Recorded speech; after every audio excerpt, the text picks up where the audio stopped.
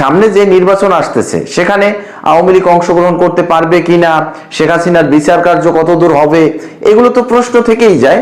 তার ভিতরে এই জেনারেলদের বিরুদ্ধে গ্রেপ্তারি পরোয়ানা জারি করে সরকার নিজের কফিনে নিজে লাস্ট ব্রেকটি পুঁতে দিলেন। এই অক্টোবরের সামনের 10 থেকে 12টি দিন বাংলাদেশের রাজনীতির সবচেয়ে গুরুত্বপূর্ণ দিন। এই 10-12 দিনের ভিতরে যা কিছু হতে পারে, ডক্টর মোহাম্মদ ইউনূসের পতন হতে পারে, সেনা শাসন জারি হতে পারে, আবারও 1/11 জারি হতে পারে, যা কিছু হতে পারে। এই যে অক্টোবরের সামনের 10 থেকে 12 দিনের ভিতরে শেখ হাসিনা সরকার পতনের পরে দীর্ঘ 14-15 মাসের ভিতরে বাংলাদেশের রাজনৈতিক পট পরিবর্তন অনেক হয়েছে। কিন্তু এই যে সামনে 10-12 দিনে যা ঘটতে চলেছে সেটা আপনি কল্পনাও করতে পারছেন না। আমি তারিখ বলে দিচ্ছি, আগামী 21 এবং 22 অক্টোবর, এই আজকের দিন থেকে 21 এবং 22 অক্টোবরের ভিতরে বাংলাদেশে এই যে 3টি প্রেক্ষাপট বললাম এর একটা ঘটে যাবে। সর্বপ্রথম যেটা হওয়ার আশঙ্কা করছি সেটা হলো ডক্টর ইউনূসের পতন হবে, 2 নম্বরে সেনা শাসন জারি হবে, 3 নম্বরে আবারও একটি 1/11 জারি হতে পারে। এই 3টি বিষয়ের একটি আপনি ধরে নিতে পারেন, হবেই এরকমের প্রেক্ষাপট বাংলাদেশে হয়ে গেছে। এই সকল বিষয়গুলো নিয়ে বিস্তারিতভাবে আলোচনা করব। যদি ভিডিওটি ভালো লাগে তাহলে লাইক দিয়ে চ্যানেলটা সাবস্ক্রাইব করবেন এবং কমেন্ট করে আপনার মূল্যবান মতামত জানিয়ে যাবেন। একটা কথা বলুন তো, বাংলাদেশের এই যে সরকার, এই সরকারকে বাংলাদেশের কোন প্রশাসন টিকিয়ে রেখেছে? পুলিশ, বিডিআর, সেনাবাহিনী, বিমান বাহিনী, নৌবাহিনী, এই সরকার কোন প্রশাসন দ্বারা এখন পর্যন্ত টিকে আছে? এখন এই বিষয়টি বাংলাদেশের শিশু থেকে একদম বৃদ্ধ যারাই আছেন তারা জানেন যে এই সরকার শুধুমাত্র সেনাবাহিনীর কাঁধের উপরে ভর দিয়ে দাঁড়িয়ে আছে। এই সরকারের অন্য যেই সকল প্রশাসন আছে, যেমন পুলিশ, বিডিআর, নৌবাহিনী, বিমান বাহিনী, তাদেরকেও সেনাবাহিনী সহায়তা করছে। দেখবেন আজকাল যে কোনো জায়গায় মব জাস্টিস হোক, খুন হোক, গুম হোক, হত্যা, রাহাজানি, ধর্ষণ, নারী নির্যাতন, যা কিছুই হোক, সেখানে কিন্তু বাংলাদেশের পুলিশ আসলে তেমন কোনো ভূমিকা পালন করতে পারছে না। পুলিশের সাথে বাংলাদেশের সেনাবাহিনী সেখানে গিয়ে আসলে প্রশাসনের সকল প্রকারের দায়িত্ব কর্তব্য পালন করেন। এটা হচ্ছে বাংলাদেশের সেনাবাহিনীর প্রেক্ষাপট। এবারে আসি মূল খবরে। বাংলাদেশের মূলত 24 জন জেনারেলের বিরুদ্ধে গ্রেপ্তারি পরোয়ানা জারি করেছে আন্তর্জাতিক অপরাধ ট্রাইব্যুনালস।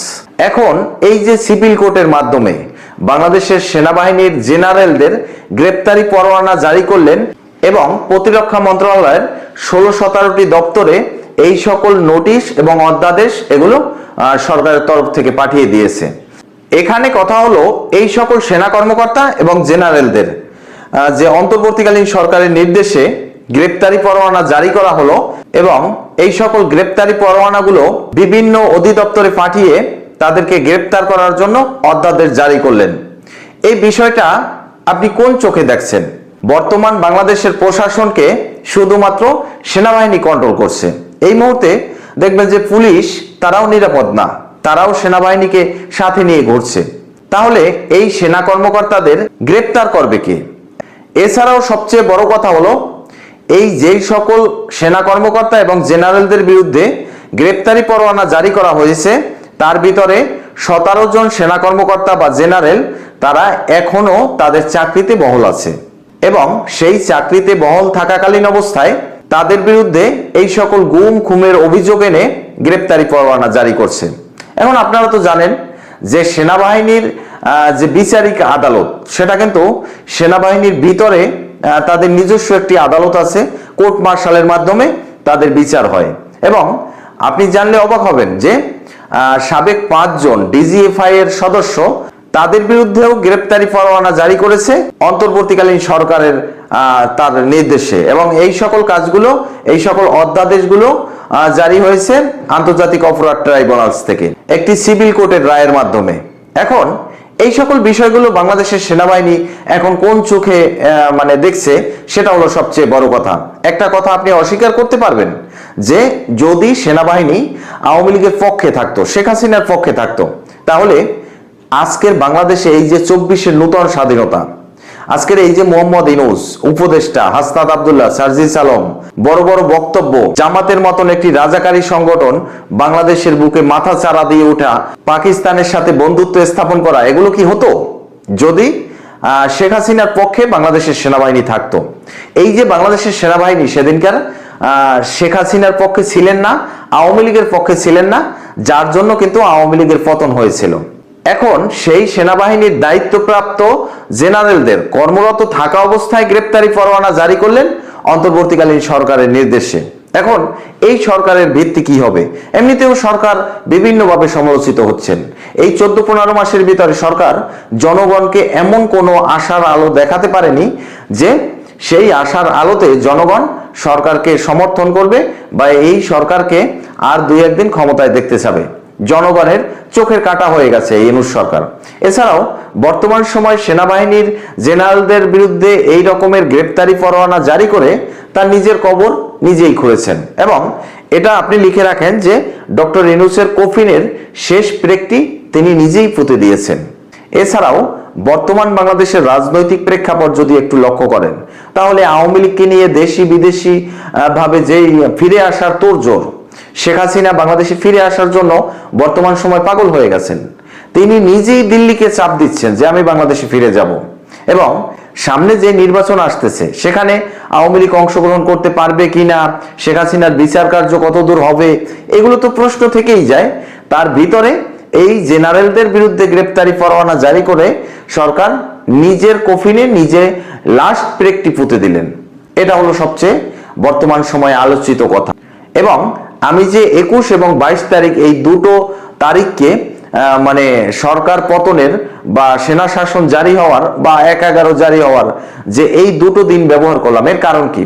কারণ 21 তারিখে বাংলাদেশের তত্ত্বাবধায়ক সরকার মানে আওয়ামী লীগের আমলে যে তত্ত্বাবধায়ক সরকারকে উঠিয়ে দিয়েছিল সেই ব্যবস্থাকে পুনর্বহাল করার জন্য আদালতে যে মামলাটি চলছে সেই মামলার চূড়ান্ত শুনানি 21 তারিখে। এবং 22 তারিখে এই যেই সকল জেনারেলদের বিরুদ্ধে গ্রেপ্তারি পরোয়ানা জারি করা হয়েছে সেই মামলা, এবং সেই মামলায় এই সকল জেনারেলদের হাজিরা দিতে হবে। এখন দেখুন, যেই সেনাবাহিনীর সদস্যরা বাংলাদেশের পুলিশকে পর্যন্ত রক্ষা করছে, তাদেরকে যদি সেই মামলায় সাজাও হয় তাহলে কে গ্রেপ্তার করবে? যদি গ্রেপ্তার করতে যায় তাহলে বাংলাদেশে ওই যে বিডিআর বিদ্রোহ, সেনাবাহিনী এবং বিডিআর এর ভিতরে যে পিলখানায় গোলাগুলি হয়েছিল সেটা মনে আছে তো? সেরকমের আবার না হয়ে যায়। এবং এই যে মোহাম্মদ ইউনূস, তিনি আবার লেজ গুটিয়ে না পালিয়ে যান। তার পালিয়ে যাওয়ার এই 10-12 দিনের ভিতরেই যা কিছু হোক হয়ে যাবে। এছাড়াও মোহাম্মদ ইউনূস এখন আন্তর্জাতিক ভাবেও বিভিন্ন প্রেশারের ভিতরে আছে। বাংলাদেশের জিডিপি, বাংলাদেশের অর্থনীতি, রিজার্ভ সবকিছু ধ্বংস করে দিয়েছে। ব্যবসা বাণিজ্য, এমন কোনো সেক্টর নাই যেখানে এই আমাদের স্যার ইউনূস তিনি ভালো কিছু করে দেখাইতে পারছেন। একের পর এক রাষ্ট্রীয় সফর করে, মানে একটা রাষ্ট্রীয় সফরে তিনি হাজার হাজার কোটি টাকা খরচ করছেন। তার সাথে তার সাঙ্গপাঙ্গ 150-200 জন সাঙ্গপাঙ্গ নিয়ে ইউএসএ যাচ্ছেন, লন্ডনে যাচ্ছেন, বাংলাদেশের জনগণের সম্পদগুলোকে ধ্বংস করে দিচ্ছেন। কার টাকা এগুলো? বাংলাদেশের জনগণের কর ট্যাক্সের, ভ্যাট ট্যাক্সের টাকা। সেই টাকায় তিনি রাষ্ট্রীয় সফর করছেন, অথচ গিয়ে বাংলাদেশের সাথে শত্রুতা স্থাপন করছেন বা বাংলাদেশের ক্ষতি করছেন। বাংলাদেশের তার এমন কোনো রাষ্ট্রীয় সফর নেই যেই রাষ্ট্রীয় সফরে তিনি বাংলাদেশের জন্য কিছু ভালো কিছু বয়ে আনতে পারছেন না, মোটেও সেটা পারেননি। যতটুকু পেরেছেন বাংলাদেশের চিরশত্রু পাকিস্তান, তাদের সাথে সম্পর্ক স্থাপন করতে এবং পাকিস্তানের এএসআই কে ব্যবহার করে বাংলাদেশের জঙ্গি ট্রেনিং বা জঙ্গির প্রশিক্ষণের ব্যবস্থা করতে, বাংলাদেশকে একটি জঙ্গি রাষ্ট্র হিসাবে প্রমাণিত করার জন্য যতটুকু যা করা লাগে ততটুকুই করতে পারছেন। মব জাস্টিসের নামে বর্তমান সময় বাংলাদেশের রাজাকারীপনা যেভাবে হচ্ছে, এটা 1971 সালেও এই রাজাকাররা করতে পারেনি, এখন যেটা পারছে। তো এই সকল কারণে জনগণ এখন এই সরকারের উপরে অতিষ্ঠ হয়ে গেছে। ঠিক তারই ভিতরে আওয়ামী লীগ মাথাচাড়া দিয়ে উঠেছে। তারা বড় বড় বিক্ষোভ মিছিল করছে। প্রত্যেকটা বিক্ষোভ মিছিলে তাদের হাজার হাজার নেতাকর্মী অংশগ্রহণ করছে। একটা বিক্ষোভ মিছিল থেকে 200-250 নেতাকর্মীকে গ্রেপ্তারি করছে। তাহলে সেই মিছিলের আয়তন, দৈর্ঘ্য কত বড়? সেটা একবার ভেবে দেখুন। তো এই সব কিছুর ভিতরে আবার সেনাবাহিনীর সদস্যদের, সেখানে মেজর জেনারেলদের এবং ডিজিএফআই এর সদস্য, তাদেরকে গ্রেপ্তার করার জন্য গ্রেপ্তারি পরোয়ানা জারি করেছেন এবং সেখানে 17 জন সেনাবাহিনীর মেজর জেনারেল তারা এখনো তাদের দায়িত্বে অব্যাহত আছেন এবং তারা কর্মরত আছেন। এই সকল মেজর জেনারেলদের যদি গ্রেপ্তারের কথা বা গ্রেপ্তার করার মতন কোনো অবস্থা তৈরি করে, তাহলে সেনাবাহিনী সমস্ত বাংলাদেশের বিরুদ্ধে যুদ্ধ ঘোষণা করবে। এবং এই সকল জেনারেলদের কে গ্রেপ্তার করবে? তাহলে সেই সকল জেনারেলের নিচে যারা আছে, একদম মানে লাস্ট পর্যায়ে সৈন্য লেভেল পর্যন্ত, তারা বাংলাদেশের এই যে বর্তমান সময় মব জাস্টিস, তাদেরকে একদম, বুঝছেন তো? তো যাই হোক, সামনের 10-12টা দিন খুবই গুরুত্বপূর্ণ বাংলাদেশের রাজনীতিতে। এছাড়াও বর্তমান সময় ডক্টর মোহাম্মদ ইউনূসকে নিয়ে ক্যান্টনমেন্টে যে ধরনের হইচই পড়ে গেছে, মানে একটা কথা জানেন তো, সেনাবাহিনী হচ্ছে মৌমাছি। মৌচাকে যদি ঢিল মারা হয় তাহলে কি হয়? মৌমাছি এসে তাকে কামড়ে দেবে, এরকমের পরিস্থিতি হয়ে গেছে। তো সেনাবাহিনীর বিরুদ্ধে এমন গ্রেপ্তারি পরোয়ানা জারি করার মতন যে সাহসী পদক্ষেপ মোহাম্মদ ইউনূস সরকার নিয়েছেন, তার যে মানে ফল, সেটা তিনি এই 10-12 দিনের ভিতরে পেয়ে যাবেন। তার ইউনূস সেন্টার থেকে যত যাই কিছুই ঘোষণা দিক, সেনাবাহিনী ছাড়া এই সরকার অচল, বর্তমান সময় এই দেশ অচল। বাংলাদেশের অন্য কোনো প্রশাসনকে বাংলাদেশের সাধারণ মানুষ এখন অ্যাকসেপ্ট করছে না, শুধুমাত্র সেনাবাহিনীকে। সেখানে সেনাবাহিনীর বিরুদ্ধে যদি গ্রেপ্তারি পরোয়ানা জারি করে, তাহলে এই সরকারের এইখানেই ভ্যালুলেস হয়ে গেছে। এবং বর্তমান সময় বাংলাদেশের 52 জন জেনারেল, তারা এবং বর্তমান সময় বাংলাদেশের সকল জেনারেলরা এই গ্রেপ্তারি পরোয়ানার বিরোধিতা করছে। কারণ সেনাবাহিনীর বিচার এই ধরনের আদালতে হয় না, সেটা যতই আন্তর্জাতিক অপরাধ ট্রাইব্যুনাল হোক বা অন্য যাই হোক, মানে বাহিরের আদালতে হয় না। সেনাবাহিনীর বিচার হয় সেনাবাহিনীর নিজস্ব আদালতে, সেখানে কোর্ট মার্শালের মাধ্যমে বিচার হয়। তো যা কিছুই হোক, সবকিছু নিয়ে আমি থাকবো আপনাদের সাথে। আজকের এই পর্যন্তই শেষ করছি, পরবর্তীতে নতুন কোনো ভিডিও নিয়ে আসবো। সেই পর্যন্ত ভালো থাকুন, সুস্থ থাকুন, আল্লাহ হাফেজ।